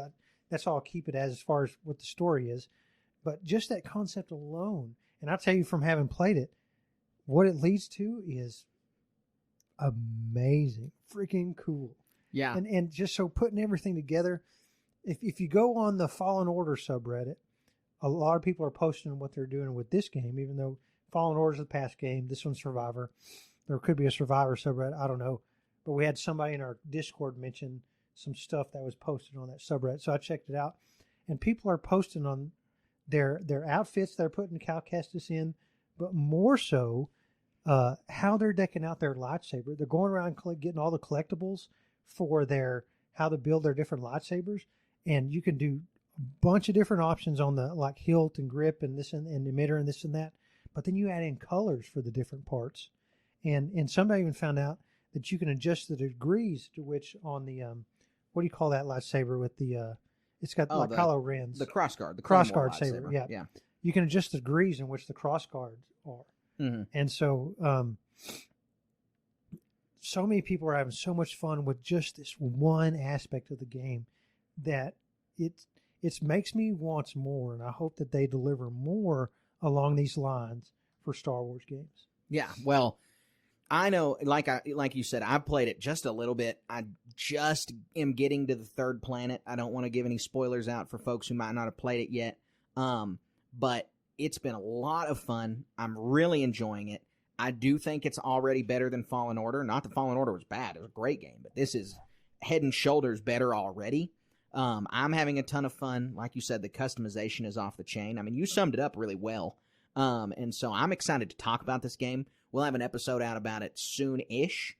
Kind of just whenever I'm able to finish it, we'll be able to record an episode on it. Yeah, this game requires due diligence. We will not record a podcast about it until we're able to consume it, debate it, and produce a quality episode. It's going to be a chunk of an episode. It'll be a bear, for sure. Yeah, because it takes, even in basic mode, it took me an evening and all day to finish it. And I was enthralled the whole time. I got up to use the bathroom and play with my kids. That's Right. it. Eat dinner. Right. I ate in front of the camera, or in front of the monitor. Man, it was fun. Yeah. No, I'm really excited. I keep diving into it. I keep streaming it on our Twitch channel, and those alerts are on our Instagram and Discord. As far as my Star Wars moment of the week, Colin, I've had a Star Wars week this week. I mean, it is Star Wars week. May the 4th is tomorrow, Right. so it's very fitting. But I picked up Timelines last week, so I've been reading through that. We had some new, we had the new video game come out, so obviously I've been playing Survivor, played the Edge of the Empire RPG for the first time this weekend. But what I'm going to talk about is something I talk about pretty consistently, and we got some new Star Wars book releases this week, and I picked it up, and it is the final book in the High Republic Phase 2, and it is titled Path of Vengeance, and I'm super excited because Phase 2 has been wonderful. The story has been so compelling. This is by Cavan Scott, a writer whom I really admire. He's a phenomenal author, and I have super enjoyed getting a hold of this book. I'm not very deep into it, and so I am just really excited to continue to dive into this universe. The High Republic is consistently showing itself to be one of the best corners of the Star Wars universe, and especially one of the best corners of the Star Wars universe being created right now. Yeah, that sounds fun. I can't wait to get into it myself. I got a lot to do. Yeah, I know. Every book that releases, you just keep getting more and more ahead of you. But I promise it's worth it. I promise it's worth it. I'm reading a bunch of the back catalog. I don't want to get into it. Kind of a surprise, but there's a lot going on. And with our book club, doing that stuff, what's the book we did for that? Yeah, well, hey, that's perfect because I wanted to mention the Star Wars book club. Yeah, there you go. We've got a lot going on at the station, and what's been really fun is finally getting enough patrons to begin our Star Wars book club. It's available at the $5 tier, and what we're doing now is we just voted on our book for the month of May. We are going to be reading the first third of Darth Bane, Path of Destruction. So it's a Legends novel about the establishment of the Rule of Two, Darth Bane being the first Sith Lord to establish the Rule of Two. So it's at the very end of the Sith's fall from when there were thousands of them. And so I've never read this book. It's one of the holes in my Legends education. One of our buddies, Cy, who is in the book club, he is a dedicated patron. He is a huge admirer of this book. And so we are really excited to talk about it with him. And this book club is going to be a ton of fun. I love reading Star Wars, and I love talking Star Wars, and so I'm happy to combine the two. When a friend of ours found out about that we were reading that book, he messaged me and it's like, "Oh, I can't believe this. You're going to have so much fun reading that thing. Let me know when you read it." So he's going to be he doesn't have really the means to be a patron yet, but he's going to be a book club mooch, I guess. Sure. Which I'm fine with. That's okay too. Yeah.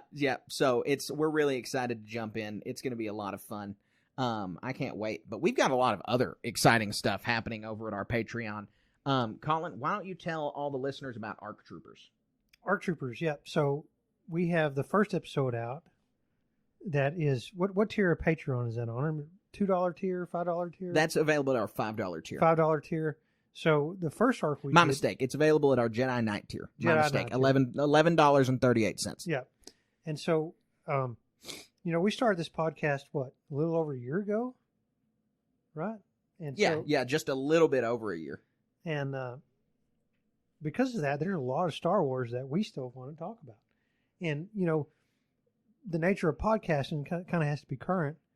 And so this is how you can get our opinions on stuff that happened in the past. The first arc we did was the Jedi Knight arc from Rebels.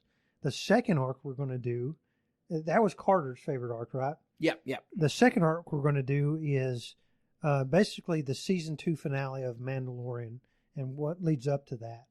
I don't know if it's my favorite arc, but it's my favorite from the most recent past that I want to talk about the most.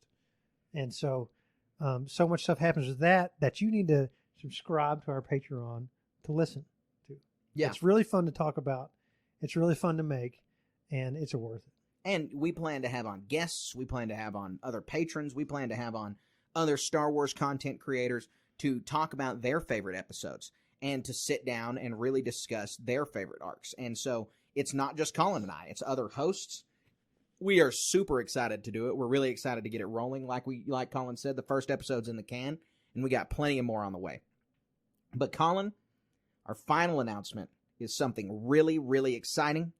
It premieres tomorrow, May 4th.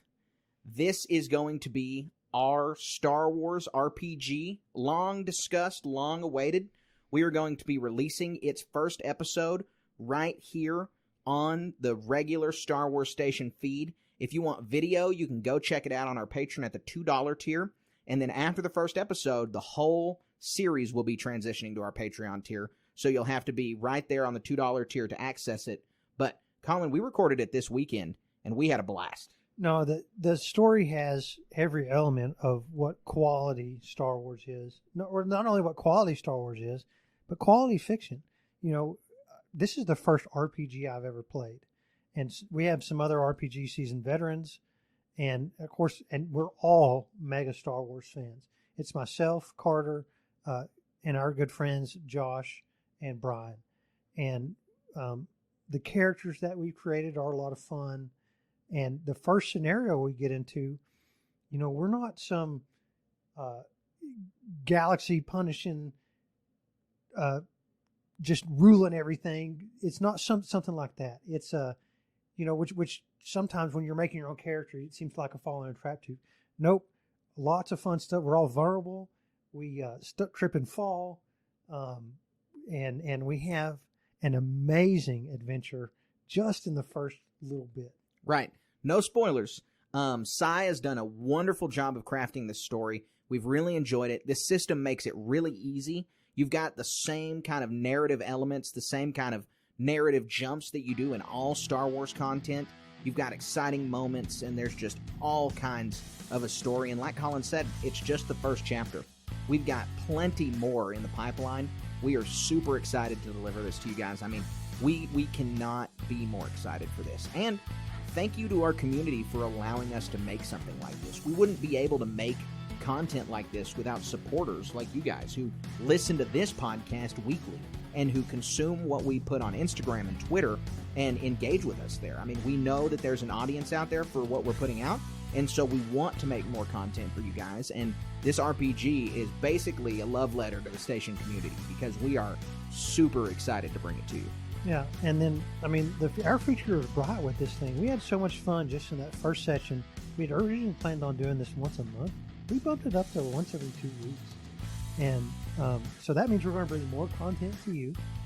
But that also means I think the future is really bright for this thing. And more characters that we might create. Maybe we'll have a guest character somehow. If you want, that could be a maybe subscribe to the correct Patreon tier. You could do that. I don't know how it would work, but man, the sky's the limit on these things. That's why they're so fun. And you really like. I'll be candid with y'all. I told Carter this. I had dreams that night. Like I was my character out reenacting what we were doing. It was so fun. Yeah. I'm still kind of skeptical of RPGs. I'm growing into it a little bit. It seems kind of like a nerdy line too far almost. But you owe it to yourself to get over that skepticism. And if you like Star Wars, the obvious one is Dungeons and Dragons. That's the most popular. But almost every IP out there, you can find some sort of fan-made version, and I'm not like Harry Potter, but even some other books I read. There's an author, his name is Larry Correa, does a monster hunter thing, fighting mummies and zombies and stuff. There's one for that. So anything you like, you can find an RPG for them to play, and it's so much fun. Yep. We are really, really excited to bring this stuff to you guys. So thank you so much for listening. Thank you for engaging with us. To find any of the content we just listed, the book club, ARC Troopers, this RPG, head on over to patreon.com/Star Wars Station. If you're not able to support us on Patreon, that is absolutely okay, because the best thing you can do for us is leave us a 5-star review. We love 5-star reviews on Apple. We love 5-star reviews on Spotify. These help us kind of game the algorithm and continue to grow and continue to be shown to new listeners, for us to show up in their feed, show up in their suggested. And so we really hope that if you've listened this long, that you've left us a 5-star review. Tell your friends, tell your coworkers about this awesome Star Wars podcast that you listen to, and check us out on social media. You can find us on Instagram at starwars.station. You can find us on Twitter at SW_station.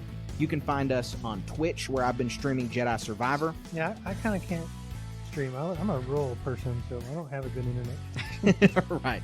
So if you want to stutter through a stream, you can come join me over there. You can find us on Discord. We have a jumpin' Discord. Please come join it. And we also have a really active Facebook group, the Star Wars Station Cantina. Just search it up on Facebook. Come join that. And folks, again, we really appreciate the support.